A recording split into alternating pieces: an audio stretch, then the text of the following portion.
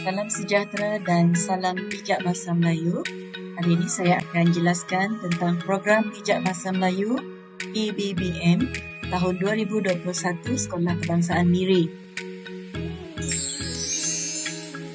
Program bijak bahasa Melayu PBBM merupakan salah satu program di bawah inisiatif 108 iaitu Pemartabatan Pendidikan Bahasa Melayu mulai 2016. Sekolah Kebangsaan Miri mula terlibat dalam program ini pada tahun 2018.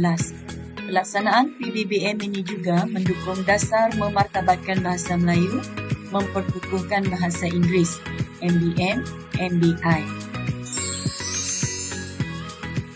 PBBM dilaksanakan untuk murid tahap 2 di Sekolah Kebangsaan iaitu SK.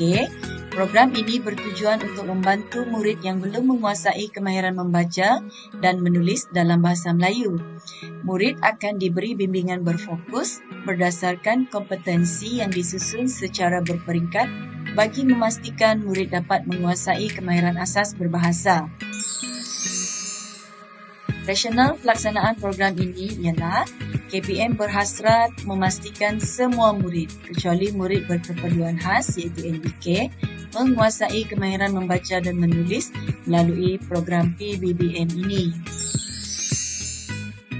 Matlamat program ini pula untuk memastikan setiap murid profisien dalam bahasa Melayu bagi memartabatkan bahasa Melayu di sekolah sebagai bahasa rasmi, bahasa ilmu dan bahasa perpaduan selaras dengan anjakan kedua PPPM 2013 hingga 2025. Objektif program ini pula ialah pada akhir program ini murid akan dapat yang pertama, menguasai asas kemahiran membaca dan menulis dalam bahasa Melayu sebelum ke peringkat sekolah menengah. Yang kedua, supaya murid dapat berkomunikasi dengan berkesan. Dan yang ketiga, supaya murid dapat menguasai kemahiran berbahasa Melayu dengan baik. Bulan sasaran untuk program ini ialah yang pertama, murid tahun 4 yang tidak menguasai literasi bahasa Melayu dalam saringan 2 tahun 3 dalam program Linus 2.0 Sifar. Yang kedua, murid tahun 5 dan 6 yang tidak menguasai kemahiran 2M dalam ujian instrumen penentu penguasaan membaca dan menulis IPP 2M.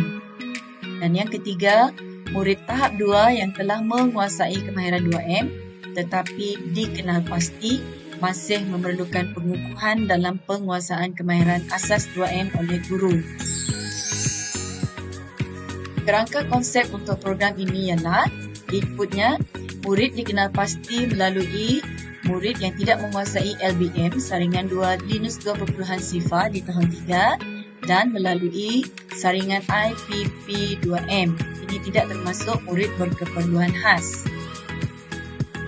Untuk prosesnya pula, PDP pemulihan di dalam atau di luar bilik darjah dan sekarang kita lakukan dalam talian.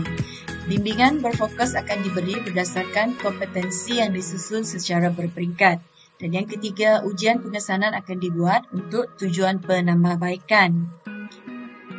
Manakala outputnya pula ataupun hasilnya pula diharapkan peningkatan penguasaan asas membaca dan menulis berdasarkan instrumen penentu penguasaan membaca dan menulis iaitu IPP2M di mana sasarannya diharapkan murid tahun 4 menguasai sehingga 70%, tahun 5 menguasai sehingga 85% dan tahun 6 menguasai 100%.